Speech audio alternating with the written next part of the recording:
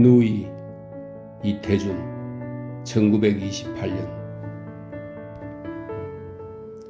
이 집에 새 들어온 지 5, 6개월 동안 나는 심심한 때마다 유리창 위에 혹은 담벼락과 반반한 기둥 위에, 나중엔 뒷감벽과 아침 저녁으로 쌀 씻을 때마다 바라보는 부엌 당반 밑에까지, 선반의 방언입니다. 부엌 당반 밑에까지도 나의 호기심과 나의 손재주가 자라는 데까지 별의 별 나체 대생을 그려놓았었다. 나는 이것들을 며칠 전날 밤에 자다 말고 일어나서 모조리 돌아가며 지워 없애버린 것이다. 그 중에는 모사라도 하여 두고 싶은 훌륭하게 된 것이 없지도 않았으나 그렇게 잘 된 것이면 먼저 찾아가며 지워버렸던 것이다. 내가 입맛을 제쳐놓은 것이나 한동안 잊었던 불면증으로 다시 고생하는 것이나 모두가 벌써 달보 전부터 이웃집에 새로 젊은 부처가 이사 온 때부터이다.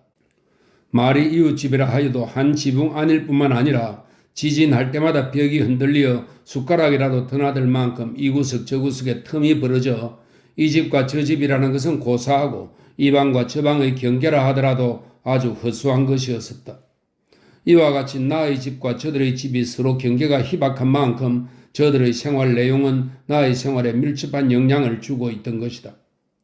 나는 아침마다 늦어도 8시 반까지는 밥이면 밥, 고구마면 고구마, 조반이라고 한 가지 만들어 먹고 오일박스를 둘러매고 나서는 때면 우리 집 문간과 가재린이 붙어있는 이웃집 현관에는 아직도 아침 신문이 문틈에 끼어진 채로 매달려 있었다. 그들이 늦잠을 자거나 낮잠을 자거나 나에게 아는 것이 없을 것이다. 그러나 나는 매일같이 일부러 문짝을 세차게 밀어닫히며 덜끄덕 소리를 요란하게 내어 쇠를 잠그고 나서는 것이다. 이와 같이 나의 심청이, 심술입니다. 나의 심청이 벌써 그들에게 직구전 탓인지는 모르나 아무리 내외간 살아가는 당가 살림이라 하더라도 그다지 식탁과 잠자리에만 충실한 것은 이웃 사람들의 손가락질이 마땅하다고 생각하였다. 안주인은 첫 번 볼 때부터 언젠가 스크린 위에서 본 듯한 육감적이요 요부 타입이어서 어느 활동사진 배우가 아닌가고 며칠 동안 그의 출입을 눈여겨보았으나 두 내외가 다같이 별로 출입이 없을 뿐만 아니라 그의 남편 되는 사람도 학생은 물론 아니요 내외가 똑같이 모양내는 품이나 시간이 그같이 자유스러운 것을 보더라도 무슨 월급쟁이도 물론 아닌 것 같았다. 이 이상한 우리 이웃집의 젊은 내외는 조석으로 우물가에 모이는 아낙네들의 수다스런 이야기거리가 되는 듯 하나 나는 사내 사람이라 한 번도 그 축에 끼어보지는 못하였었다.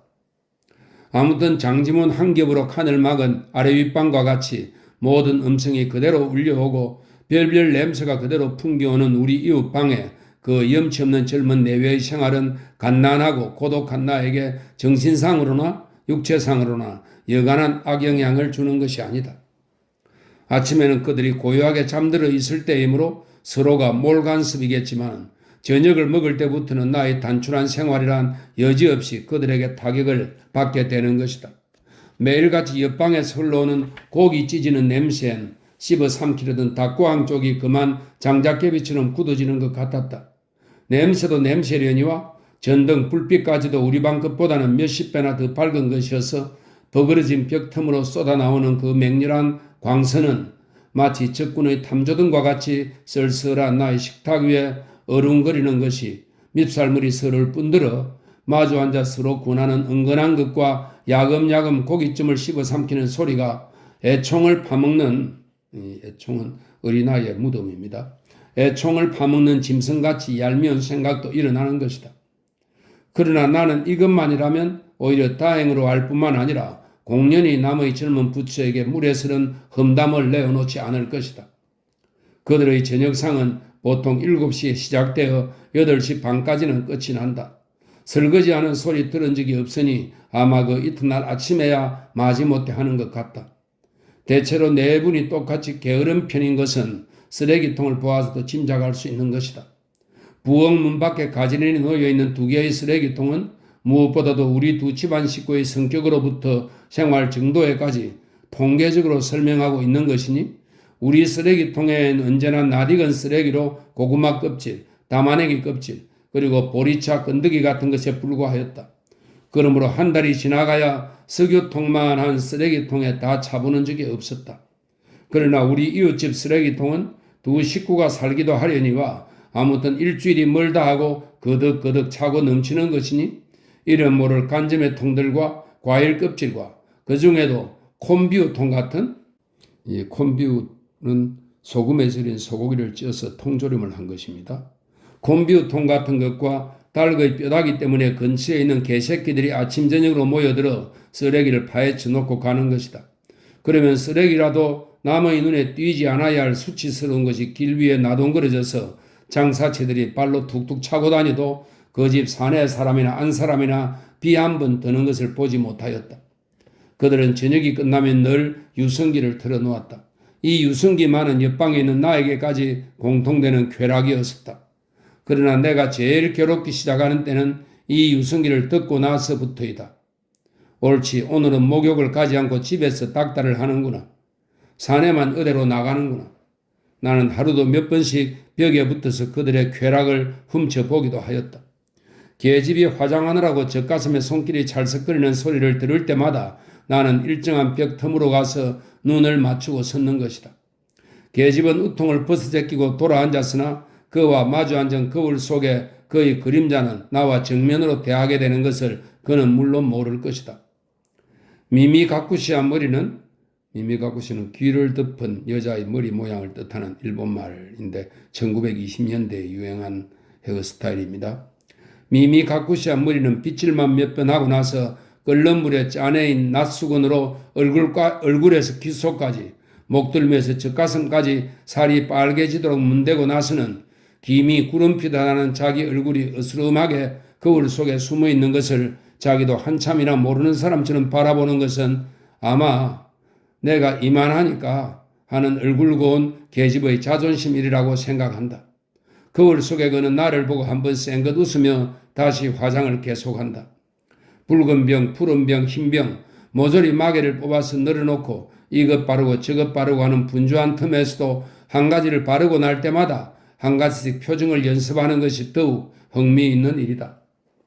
베니로, 베니는 연지의 일본 말입니다. 베니로 그린 입술이 갑자기 움츠러지고 먹으로 그린 아미가 쪼푸러지며 찌푸러지며의 북한 발음입니다. 쪼푸러지며 가라앉은 눈길을 깜빡거리는 것은 아마 아이 귀찮아 하고 새침을 떼며 초조한 사내에 간장을 말리는 장면이라고 생각한다. 입술에 베니를 다시 그리다가는 아래 입술을 살짝 깨물어 흰 이를 자랑하는 듯 포동포동한 뺨 위에 홈을 파면서 보는 것은 말하지 않아도 아마 그 속살그리는 눈알로 보아 어서 내 입술에 하는 허락이 아니면 그러한 주문일 것이다. 그러나 그가 자기 남편을 위하여 영구에 제일 고심하는 표정은 면화송이 같은 새털 뭉치에 가루분을 묻혀 젖가슴 위에 풍겨놓는 때부터인가 한다. 오똑한 고개를 갸우뚱거리며 눈을 뜨는 듯이 감는 듯이 거울 속에 제 그림자를 팔을 벌려 희롱하는 것이나 어깨를 뒤로 제끼어 불룩한 젖가슴을 제 손으로 쓰다듬는 듯이 받들어 보는 것이나 이와 같이 가지각색으로 그가 연구에 초심하는 밤화장과 더구나 남달리 타고난 그의 섹슈얼 차밍은 그만 이웃집 방에 섰는 당치 않은 사나이의 전신에 불을 붙여놓고 마는 것이다. 더구나 벽틈으로 새어나오는 그 살냄새와 가루분 냄새가 엉클어진 강렬한 성욕적 향기는 마치 몽혼약과 같이 나의 다리를 그 자리에 주저앉힌 적이 여러 번이다. 옳지, 이제 사내가 들어왔구나. 뭘 먹는 소린가? 입술이 닿는 소릴까? 나는 의미심장한 침을 한번 꿀꺽 삼킨다. 이때면 벽틈으로 쏘아나오던 전등불이 끔뻑 꺼지며 다시 무지개와 같은 푸른 빛으로 빛을 바꾼다. 바깥날이 좀 쓸쓸한 밤엔 푸른 빛으로 흘러나오나 그들은 푸른 빛을 더욱 사랑하는 것 같았다. 나는 의뢰의 땀내나는 이불을 뒤집어 쓰고 만다. 가슴이 두근거리고 진땀이 쏟아지는 속에서도 도적을 지키는 개 모양으로 전신의 신경은 귀로만 모여드는 것이다. 나는 그만 벌떡 일어나서 뜻하지 않은 밤중 산보를 나가버리게 되는 것이다. 어젯밤에도 나는 이와 같은 모욕적 산보를 아니 나설 수가 없었다. 우리 집 근처에는 잡사곡 묘지가 있다. 잡사곡 묘지는 도쿄에 있는 공동묘지인데 관동 대지진 때 일본인들이 조선인을 학살한 사건으로 죽은 조선인들이 많이 묻혀 있는 그런 묘지랍니다. 잡사곡 묘지가 있다. 묘지라 하여도 거리 안에 있을 뿐만 아니라 무덤이란 생각보다도 공원의 정서를 일으키는 아름다운 행길이 있는 곳이어서 나는 여기서 스케치도 몇 장을 그린 적이 있는 곳이다. 나는 밤중마다 이곳에 나와 어정거렸다. 월담이나 하여 달아나오듯 헐떡거리고 처음 나서는 때에는 어두움 속에 희끗희끗 서 있는 비석들이 모조리 벌거벗은 계집으로 보이다가도 차가운 밤바람에 머리가 차츰 식어들고 저것들이 다 사람 죽은 비석들이거니 하고 묘지에 대한 의식이 새삼스러워질 때에는 다시 센티멘탈한 인생관으로 그만 아까의 그 흥분되었던 기분을 일소하고 들어가기도 하는 것이다. 어젯밤 내가 지금 누이라고 부르는 그 이름도 나이도 집도 모르는 그 여자를 만난 곳이 역시 이 길 위에서요. 우뚝우뚝 서 있는 비석들이 모조리 계집으로만 보이는 아직도 그 미친 정열이 가라앉기 전이었었다. 물론 그 불붙듯 하는 미친 정욕이 아니면 나의 숙기로는 도저히 운도 떼지 못할 일을 했던 것이다. 평시 같으면 어색한 밤중에 외딴길을 걸어오는 젊은 여자가 무서워서들 말도 붙이지 못하였을 것을 나는 다짜고짜로 들이덤비어 그의 손목을 붙들었던 것이다. 그러나 붙들고 나서 나는 뱀이나 움킨 듯이 새 정신이 번쩍 들고 손목에 맥이 풀리고 만 것은 그 알지 못할 여자의 태도가 너무도 침착한데 놀라지 않을 수 없었던 것이다. 그는 자기의 찬손을 녹이려 함인지 내 손에서 빼이려 하지 않았다. 그뿐 아니라 나의 얼굴을 물끄러미 쳐다보는 그의 눈에는 놀라는 빛조차 찾아볼 수 없었다. 그의 핏기 없는 입술이 가늘게 떨리었으나 그것은 도리어 나에게 동정을 감추지 못하는 연민인 듯 하였고 어찌 보면 그 편에서 나와 만나려던 사람같이 무슨 하소연을 하려던 것 같기도 하였다. 그러나 나의 정욕은 그렇게 날래 가라앉지 않았다. 나는 그의 두 손을 움켜잡은 채로 그를 비석이 서 있는 잔디밭 머리로 이끌었다. 그는 아무런 반항도 없이 묵묵히 따라와 앉아주는데 나의 가슴은 다시 한번 섬찟하였다. 그러나 그는 사람이었었다. 틀림없이 계집이었었다. 나의 경련되는 두 팔은 어느 틈에 벌써 그의 젖가슴과 겨드랑이를 싸고 돌았다. 따라서 그의 귤쪽같이 싸늘한 입술 위에는 나의 불덩어리 같은 입술이 염치를 돌아볼 새 없었던 것이다. 그러나 그의 입술까지가 조금도 반항하여 돌이킴이 없이 천연스러움에 나도 그제는 더욱 이상스러운 생각이 들어갔다. 그래서 얼른 무슨 말이고 이 이상한 계집의 말소리를 듣고 싶었다. 이 근처에 계십니까? 내가 먼저 떨리는 입을 열었다. 그리고 만일에 이 이상한 계집에게서 아무런 말소리가 없다면 이것이 무엇일까 하고 두려운 생각이 번뜩 떠돌았으나 그는 아까 말한 것과 마찬가지로 틀림없이 사람이었었다. 그는 머뭇거리지도 않고 그러나 침중한 어조로 대답하였다. 아니에요. 한참 가야 해요. 잠깐 동안 우리 사이엔 서로 조화되지 않는 불안스러운 침묵이 지나갔다. 그는 멀리 밤중 하늘을 보고 있다가 손수건을 내어 눈물을 씻었다. 그리고 자기에게 그같이 무례스러운 사나이가 어떠한 사람인가를 보려고도 안 하고 다시 먼 하늘가를 바라보는 것이었었다. 그는 나를 만나기 전부터 울고 있는 사람이었었다. 그의 손수건은 벌써부터 많이 젖어 있었다. 그의 눈이 그의 수건과 같이 젖어 있었으나 꼭 담은 입술이며 수억 만리를 바라보는 얼굴이었었다. 저는 고독한 사람입니다. 나는 이러한 의미막연한 말을 어색하게 흘리었다. 저도. 그는 말을 내다 말고 흐리마리하게 끊어버리고 말았다. 그리고 몸을 잠깐 소스라치며 나를 한번 정답게 쳐다보고 고요히 내리까는 눈에는 피차의 신세탄행 같은 것이야 설명해서 무엇합니까? 하는 듯한 빛이 어리었었다. 그리고 그는 여전히 먼 하늘가만 바라보고 있었다. 그렇다. 고독하니 괴로우니 하는 것도 잠시 고독한 사람, 잠시 괴로운 사람들이나 하는 말일 것이다. 허구한 날 이것을 한 반려로 아는 사람에게는 신세타령이나 넋두리조차 귀치 않을 것이다. 그러면 이 알지 못할 여자도 나와 같은 사람이었던가? 나는 이 며칠 동안 그 비열한 정욕을 못 이겨 이 쓸쓸한 밤중 행기를 거닐었었다. 그러나 그것만으로서 내가 고독하다면 그 고독은 도야지나 개에게도 있는 그러한 고독에 지나지 않았을 것이다. 나에겐 도야지나 개의 고독과 같을 수 없는 고독이 있었다.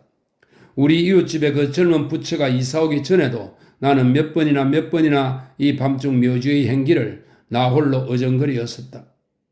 나는 그의 손길을 다시 한번 잡아보았다. 아직도 그 어린 손에 손마디가 굳은 것이라든지 그 좋은 젊은 얼굴의 윤곽을 망치게 한 쪽 빠진 뺨이라든지 무엇라 형언할 수 없는 슬픔에 빛나는 두 눈은 아무래도 심상한 운명을 타고난 사람은 아니었었다. 어쩐지 그 모든 동작까지도 행복의 이슬에 젖은 사람은 아니었다. 그러면서도 그 태도가 상스럽지 않은 것이 더욱 내 가슴을 무죽이 찔러준 것이다. 이 무죽이는 분통을 느낄 정도로 깊이 이런 뜻입니다. 무죽이 찔러준 것이다. 세상에 우리 같은 사람도 얼마나 많을까. 더구나 그는 남자와도 달라 한창 피리는 봉우리가 벌써 세상 물결에 시달리다가 이렇게 쓸쓸하게 가라앉으려는가. 내 가슴은 더욱 째릿하였다. 우리는 비록 하는 말은 없었다 할지라도 이에서 더한 통사정과 위안이 어디에 있으랴. 나에게 대한 그의 침착하고도 반항 없던 태도에 수수께끼도 이 침묵 가운데서 나는 풀어볼 수 있었던 것이다. 그는 몇 번이나 이런 걸음을 내쳤던가. 그는 얼마나 사람을 원망하며 사람을 끓이기에 못 견디었던고. 나는 그의 손을 잡은 손에 다시 힘을 주었다. 용서하시오. 아니요. 이때 저편으로부터 두른두른하는 말소리와 함께 두어 사람의 그림자가 나타났다. 나는 말없이 옷깃을 꽂히며 먼저 일어서고 말았다. 그도 따라 일어섰다. 이번은 그가 먼저 나의 손을 꼭 붙들고 흔들어 주었다. 그리고 아래와 같은 말 한마디를 내 앞에 속살거리고 표현이 자기의 길을 계속하였다. 나는 이 말 한마디만은 번역하지 않고 그의 입술에서 울려 나온 대로 적어두려 한다. 저도 이제부터 쓸쓸한 사람들의 편이 되겠어요. 이 한마디 말을 생각할 때마다 나는 더욱 그가 감추고 있던 모든 수수께끼를 풀어낸 듯이 기쁘면서도 한편으로는 마치 습게 자라난 남매끼리 다시 만날 기약도 없이 흩어지고 만 것과 같이 사라진 그의 그림자가 몹시도 그리워지는 것이었다.